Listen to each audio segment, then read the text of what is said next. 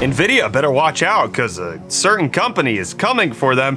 Starfield better watch out because people are physically selling the game already, and I need to watch my wallet because Lenovo, they're coming for it. Let's get into the hot news, everybody. I'm your Brett host. We're going to be going over the hottest tech news that I can find on the internet while you enjoy your breakfast this Tuesday, August 29th, 2023. We're going to start off talking about reports that Huawei is certainly gunning for the top position of AI cards, at least over in China, with them coming out and discussing their mature compute GPU, which doesn't technically exist. This is the first time they're talking about it, but allegedly, according to them, can compete with the A100 graphics card that NVIDIA sells in the West, but has to be cut down for Chinese releases. So it actually stands to reason that companies like Huawei or even ByteDance, the owner of TikTok, have a lot of reason to build their own cards themselves to accelerate their AI compute so that they would be able to actually get all of that money and not have to deal with certain trade embargoes that the US is suffering through. This might also help to explain why companies like NVIDIA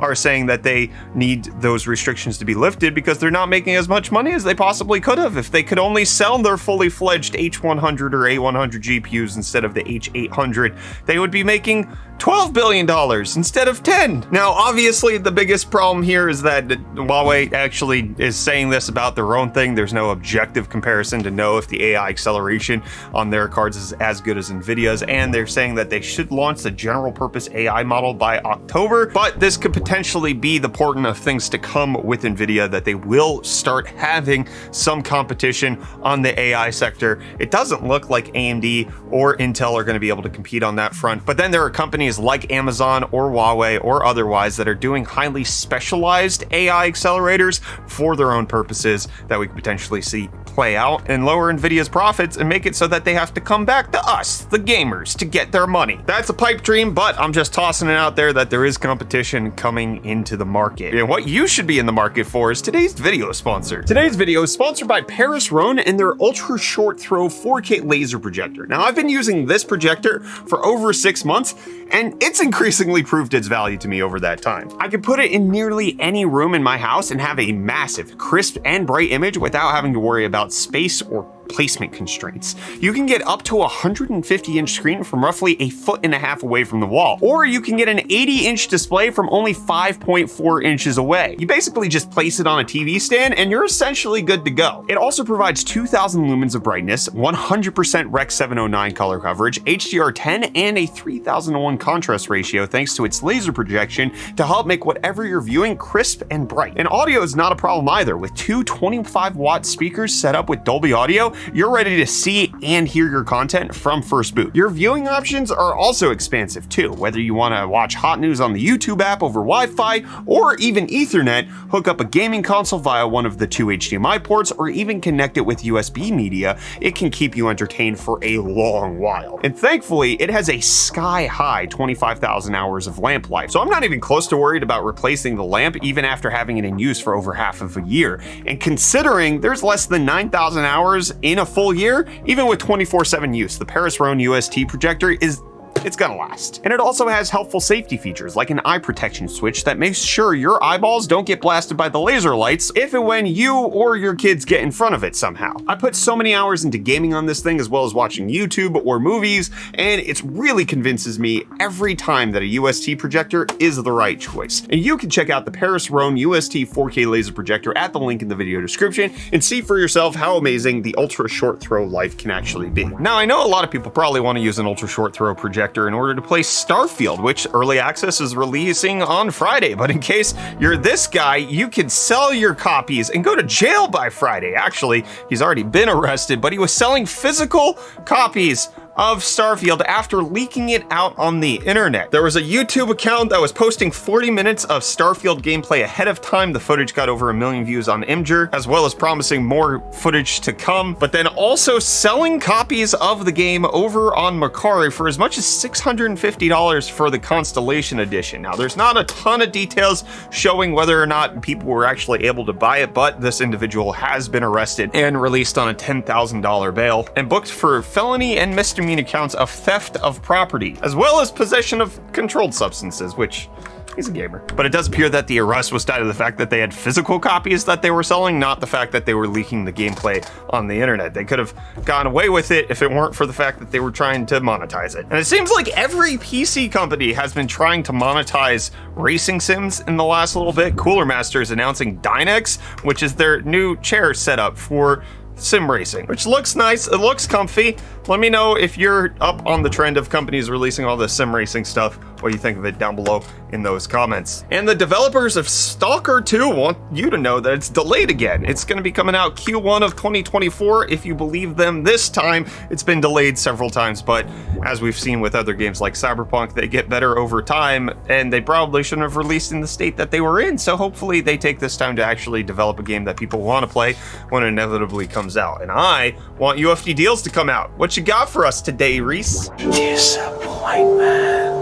Thanks, Reece, and I know a deal you're gonna like is the Analog Pocket is now coming in glow-in-the-dark. This little handheld that's supposed to emulate or play retro games is now coming in a retro theme set, being glow-in-the-dark featured. They're gonna launch it in highly limited quantities for $250 each, and you'll be able to pre-order it on Friday at 8 a.m. Pacific, 11 a.m. Eastern, and they'll ship it out on September 5th. Analog also updating that 99.9% of all Pocket pre-orders have shipped, with final remaining shipping this week. Pocket accessories are in stock and shipping now. Additionally, they've significantly reduced domestic shipping costs, and insurance has been added to all shipping options. So seems like a good time to get into the Analog Pocket space and potentially into the autonomous driving space, if you want to believe Elon Musk's V12 live stream of the FSD beta, where he showed off going to Mark Zuckerberg's house with a 45-minute drive stream, which this looks like it was filmed on a potato phone from like 2015. If you want to do drive streams right, ask me. Look at that. I know how to do this. I could do it in a Tesla Model S Plaid, no problem, where we're showing everything, live streaming it all together using your technology, Starlink. Hey, anyways, there are several issues with the drive stream besides the quality of it in the first place. The quality was because he was filming and streaming on a phone, which he was holding, which according to laws is illegal, but also it's against the FSD beta protocol, where you're not allowed to actually operate with a phone in your hand while you're driving about. Additionally, the car tried to drive straight through a red light because it interpreted that it had a green light, so there was a disengagement there. Elon playing it off as that's the reason why they don't have it publicly available yet, and additionally showing Mark Zuckerberg's address, which he doesn't consider doxing, which is heavily against Twitter's rules, because you can just Google the address, which I could also Google where your jet is. I don't see the difference there, but you know, I'm not the one making the rules for a multi-billion-dollar social media platform. And I'm also not making the rules for how much to sell CPUs for, because I would change the rules based on what Intel's allegedly going to be doing, because there's new reports coming out from a well-known leaker that Intel is going to charge a lot more money for the Raptor like refresh chips that we're expecting to come out in October. According to the reports, the 14900K could cost as much as $695, the 14700K would be $485, and the 14600K would be $380, which are all significant price bumps. And I will take this time to remind you that according to a leaked performance slide from MSI, these things are only roughly 3% faster when they have the same core count. So the 14900K and the 13900K and the 14600K and the 13600K are only going to be 3% faster from each other, and they're going to cost that much more. The 14700K does have more cores, but that only accounts for a 17% increase on multi-threading and basically nothing on single-threaded. So this is a tricky place. I feel like Intel couldn't do this, but I also know that they absolutely could. I don't want them to. We'll obviously have to wait until their innovation event when they come out and tell us how much these chips are going to cost, but boy howdy, I hope it's nowhere near. I think if they release a 3% better chip at the exact same price, that's the only way you get away with it. But let me know, would you pay $695 for a 14900K, or would you just settle for the 13900K, which allegedly should be cheaper because it would be last gen?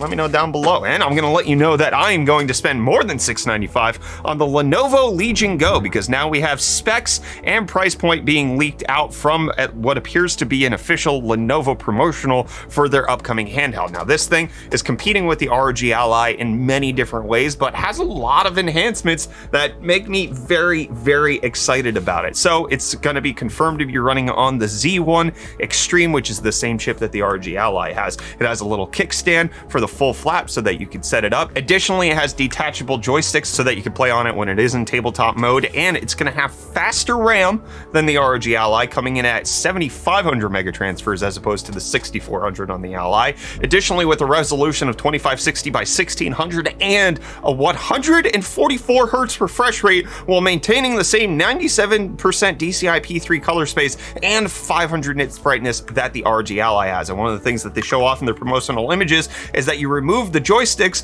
so that you can play the game on the augmented reality glasses so that you can enjoy it that way and just have the glasses plugged in otherwise to the console. But one of the things that they're doing with the additional space is giving you more battery, coming in at a 49.2 watt hour battery as opposed to the ROG Ally's 40 watt hour battery. And it's not that much heavier for all of that. It's 854 grams with the controller, which does make it more than the Steam Deck or the ROG Ally. But when you take off the controllers, it's actually about where the ROG Ally is. And the controllers themselves will have a 900 milliamp hour battery. This thing is supposed to be fully unveiled on Friday, September 1st for a price tag of only $799, which is $100 more than the flagship ROG Ally, meaning that you are getting significantly more oomph out of it. Now, the higher resolution, I don't really vibe with. Higher refresh rate is good. I like the detachable joysticks for a bunch of reasons. They're also going to be launching the Legion glasses for $499, which is how you can play in the AR setup. But this is really intriguing. They're also allegedly going to be offering a 1 terabyte option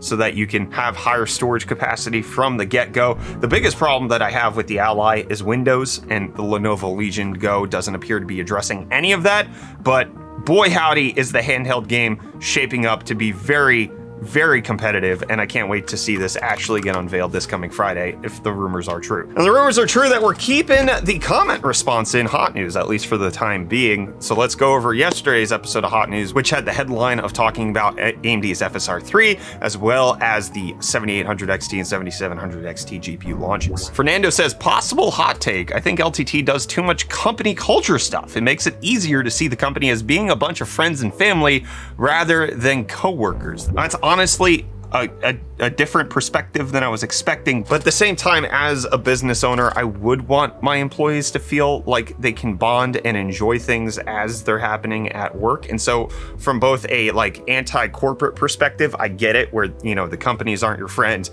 The company doesn't owe you anything. They could take everything away at a moment's notice. I get that, but also as a business owner who wants to provide everybody who works here with a great experience, I would want to give them all of the things that make their life more enjoyable and make it feel like they belong here and that they can do their best work when they feel like they fit in, when they feel like I'm going to take care of them, and when they feel like the people that they actually work with have their backs personally, not just professionally. I personally feel like that's the environment I want to help create, but I understand why people would be skeptical at the other side of it. A ref says, I wanted to thank you guys for preparing your daily videos. I think the 24-minute long video is completely fine as long as they're genuine content like you have right now. That's absolutely the point of Hot News. I really try to make sure that we have consistent content that we're going through. If a video takes 8 minutes, I'm not going to try to pad it out to be longer than that. These comment responses are just a way. I feel like I'm not able to communicate the fact that I do read and understand what you guys are saying on each episode, and so this helps me to connect with y'all a little bit better. Electrino says, there's something about FSR having baked in latency reduction, and then you can use the basic anti-lag as well as anti-lag plus on top of that, so you'll still get some latency reduction on the supported GPUs. Additionally, NVIDIA cards have low latency option in the control panel, which isn't reflex, of course, but still kind of works, so there's that. I agree that there's probably work that AMD is doing in order to provide lower input lag when they do their fluid motion frames, but the issue I have is that even when NVIDIA does it on a 4090 with the best reflex setup available, it's still too much, and so I don't know what wizardry AMD could possibly pull out to put on an NVIDIA card that's going to make it not just a worse experience in my opinion. Monchizilla says, bought my Red Devil 6700 XT during the GPU shortage, paid 2 times the price for it. Looking at the price for the 7800 XT gives me joy. Love the longer format and the comment responses. I'm sorry that you got burnt like that. Hopefully, are you upgrading at this point, or are you just gonna be keeping it? Rocco says, I've tried FrameGen and I'm somebody who hates latency. The problem with FrameGen is that it's only useful if you already get over 60 FPS, preferably 90 to 100. To me, FrameGen feels like you're slightly drunk. The latency is just enough to make me overshoot a target, for instance. Plus, I think all of this upscaling and FrameGen trickery just gives devs the opportunity to ship unfinished and poorly optimized code to users, which I would argue everyone was able to observe with these horrendously buggy games that have released this year. I'm gonna push back on the second half of that comment. I do agree that FrameGen, I don't like the latency. It can make things a little bit worse. The second half of that comment about how devs feel like they can ship buggy, upscaled messes, I think that's been going on for a long time. PC ports, even before FSR and DLSS, were not always highly prioritized, and that's why you have other content creators who do things like reporting on the state of the port and finding out how good or bad is it, because historically, PC ports, not great. Even Fallout 4 was a buggy mess when it came to the PC launch, especially when it comes to like capped frame rates and things. Like the PC side of things has never really been prioritized for many game developers. And so I don't think FSR and DLSS really changes that conversation all that much. I think it makes things better for the people who have it, because they now have an option to get a little bit of higher frame rate with upscaling, but it doesn't actually change the fact that PC gamers are deprioritized when it comes to game development. Mick says, USB 2.0 on a 2023, almost 2024 phone, such an arrogant and boat-headed move could only come from Apple, which I think is not exactly true, because there is a history of plenty of Android phones also having USB 2.0 speeds, despite the fact that they use USB-C. I think this points to a broader issue of the fact that USB is a bad standard that doesn't really communicate a whole lot. And so the fact that the EU tried to force Apple into standardizing USB-C as the port didn't solve any of the problems that I think that they were trying to solve. Apple wasn't changing their port every single year. The Lightning has been around for basically a decade at this point, so the accessories market, everything was fine. It was continuous across the life cycle of devices, and it doesn't mean that we're getting faster speeds all of a sudden. It just means that the whole is the same, and yes, technically you can charge on a different cable, but that's just going to make more e-waste, because the people who have been on iPhone for the last 10 years now all of a sudden have to go out and buy a whole bunch of USB-C accessories or deal with dongles to go from C to Lightning in order to make it work. And I'm not going to make this episode of Hot News work anymore. We're going to be done with this one. I'll see you back here for more of the hottest tech news tomorrow, my friend.